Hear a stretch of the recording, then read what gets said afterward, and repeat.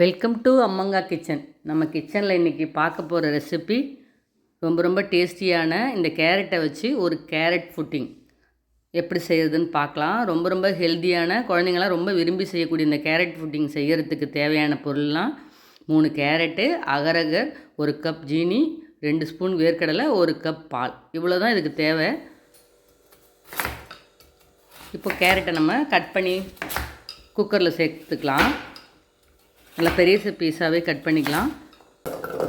இப்போது இதை குக்கரில் சேர்த்துட்டு இதில் 1 கிளாஸ் அளவுக்கு பால், அதையும் இப்போ நம்ம சேர்த்துக்கலாம். பாலை சேர்த்து குக்கரை மூடி வெயிட் போட்டுட்டு ஒரு 3லேருந்து 4 விசில் வர்ற வரைக்கும் நம்ம வச்சு எடுத்துக்கலாம். குக்கர் விசில் வரட்டும். அதுக்குள்ளே நம்ம இந்த அகரகர் கடல் பாசியை இது மாதிரி கட் பண்ணி ஒரு பாத்திரத்தில் சேர்த்துட்டு அதில் இப்போ சுடு தண்ணியை ஊற்றி ஊற வச்சுக்கலாம். இந்த மாதிரி கட் பண்ணிவிட்டு இப்போ சூடான தண்ணி ஊற்றி அப்படியே ஊற வச்சுட்டு ஊறட்டும்.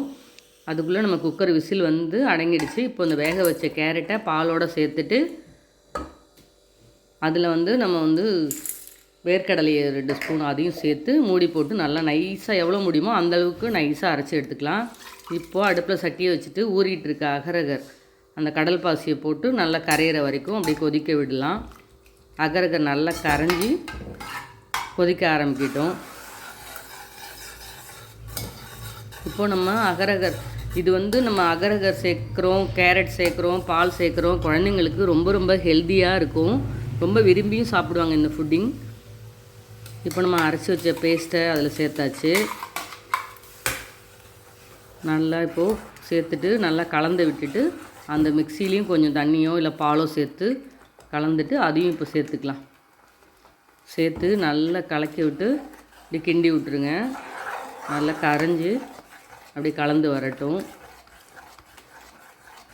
இப்போது நல்லா கலந்துருச்சு. இந்த ஸ்டேஜில் நம்ம ஜீனியை சேர்த்துக்கலாம். இதுக்கு ஒரு 6 ஸ்பூன் அளவுக்கு சுகர், 6லேருந்து ஒரு 8 வரைக்கும் கூட போடலாம். அந்த அளவுக்கு உங்கள் ஸ்வீட்டுக்கு ஏற்ற மாதிரி போட்டுருங்க.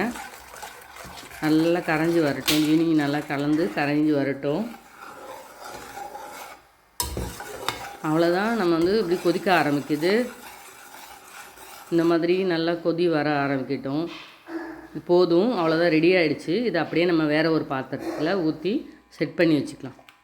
அப்படியே இந்த மாதிரி நான் ஒரு கண்ணாடி ட்ரேயில் ஊற்றி செட் பண்ண போகிறேன். இது ஊற்றுனதுக்கப்புறம் ஒரு 15லேருந்து 20 நிமிஷம் நல்லா ஆறிட்டு சாதாரண ரூம் டெம்பரேச்சரில் வச்சாலே போதும். இது அப்படியே எல்லாத்தையும் ஊற்றி ஒரே ட்ரேயில் ஊற்றிட்டு அப்படியே ஆற விட்டுடலாம். ஒரு 20 நிமிஷம் வரைக்கும் அப்படியே ஆறுனதுக்கப்புறம் ஏதோ இந்த மாதிரி எடுத்துகிட்டு வந்தாச்சு. செட் ஆகிடுச்சு. இதை அப்படியே நல்லா ஒரு கத்தியை வச்சு 4 பக்கமும் இதை மாதிரி அப்படியே கீணி விட்டுட்டு இந்த மாதிரி நல்லா 4 பக்கமும் எடுத்து விட்டுருங்க. இதை அப்படியே மேலே ஒரு பிளேட்டை வச்சு அப்படியே கமுத்துடலாம். அப்படியே தொப்புன்னு விழுந்துரும் பாருங்கள். அவ்வளோதான்.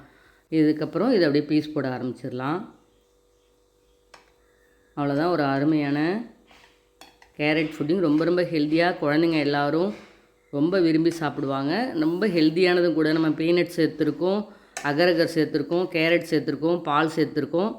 ரொம்ப ஹெல்த்தியான இந்த ஃபுட்டிங்கை நீங்கள் அடிக்கடி செஞ்சு கொடுங்க. செய்கிறது ரொம்ப ஈஸி, ஹெல்த்தியும் கூட.